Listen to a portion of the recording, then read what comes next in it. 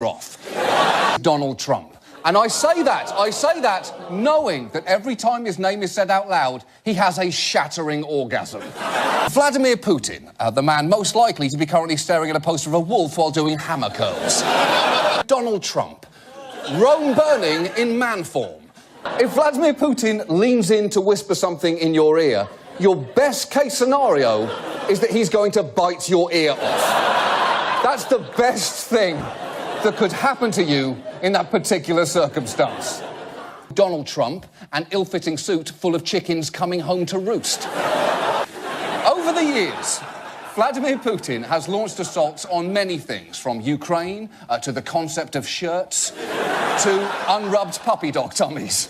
That is real, and it is the most likeable photo Putin has ever taken, and also the most unlikable photo that dog has ever taken. Donald Trump, America's walking, talking brush fire. Hey, Vlad, we're here at the bakery. No, we are at steel mill that proves the might of Russian industry. And I am me and you are Oprah. And scene. Donald Trump. The only way Trump could be described as warm is if you're feeling leftover tanning bed heat radiating from his skin. Vladimir Putin. You have got to hand it to Vladimir Putin, because the single most disgustingly decadent thing a human being can possibly do is to eat truffles and tiramisu with Silvio Berlusconi in Milan at 3 a.m. What a Thursday! What a Thursday! Donald Trump. You cannot say Trump isn't a visionary. For a long time, he was the only one who envisioned himself as a president. He is basically what happens if the secret gets into the wrong hands. Putin says Russia is unconquerable, like a doorknob after you've just put on hand lotion. Just sit down, you're not going anywhere for at least 2 minutes. The imploding star that is Donald Trump. The owner of what you might describe as resting rich face. Think of doping like Vladimir Putin. It's far from just a Russian problem. It's something that adversely affects the entire world. Donald Trump is America's back mole. It may have seemed harmless a year ago, but now that it's gotten frighteningly bigger, it is no longer wise to ignore it.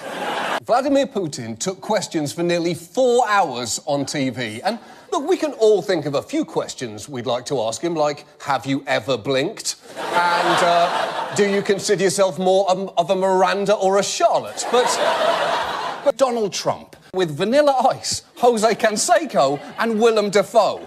And what is Donald Trump if not a mixture of the authenticity of Vanilla Ice, the likability of Jose Canseco, and the terrifying facial expressions of Willem Dafoe? Vladimir Putin would be the world's worst lifeguard. You have chosen to drown, my friend. For you, there is nothing I can do. Trump sounds like an angry villager running through the town square yelling, "Werewolves, run for your lives!" Though some, I assume, are good werewolves, but they're here to kill you, with maybe a few exceptions, but mostly werewolves. Run! Run from the werewolves love me, and I love werewolves, but they're here to kill all of us. Vladimir Putin crushing children's dreams every week.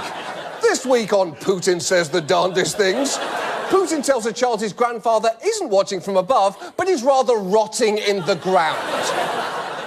He referred to my hands. If they're small, something else must be small. I guarantee you there's no problem. I guarantee it. That's right. Donald Trump just talked about his dick during a presidential debate. A dick which I presume looks like a Cheeto with a cheese dust rubbed on. I presume. That's a guess. Vladimir Putin.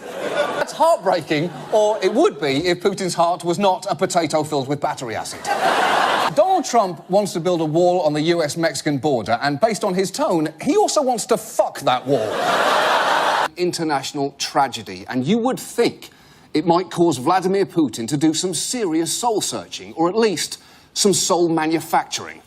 Donald Trump, I would say, is an insane magic trick if I thought his tiny fingers could wrap all the way around a magic wand. So, actual photo. Actual photo. Vladimir Putin. Yes, women, it is great to see you so confident, capable, and career-focused, and sometimes you're not even a shrill bitch about it. It's very nice. Budweiser beer is a lot like Trump. They're both known for their terrible taste and frothy heads.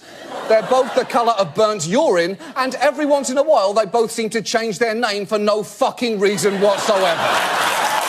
Wow. Putin, the Pope, and Clooney. OK. For a start, kill, marry, fuck, respectively. That's the easiest round of that game I've ever played. That was very easy. Trump is the sound produced when a mouthy servant is slapped across the face with a wad of $1,000 bills. Trump. It's the sound of a cork popping on a couple's champagne anniversary, the date renovations in the wine cellar were finally completed. I hope common sense will prevail and Putin will not kill you. Which sounds chilling, but to be fair, I hope Putin will not kill you is just how Russian people say goodbye to each other. Thank you for dinner, Dmitri. I hope Putin will not kill you. Thanks. I hope Putin will not kill you too. Drumpf. Yes. Fucking Drumpf. And Drumpf is much less magical. It's the sound produced when a morbidly obese pigeon flies into the window of a foreclosed Old Navy. Drumpf. It's the sound of a bottle of store-brand root beer falling off the shelf in a gas station mini-mart. Vladimir Putin. Did somebody order a White Russian? That's our show. Thanks so much for watching. Let's all try harder next year. Good night.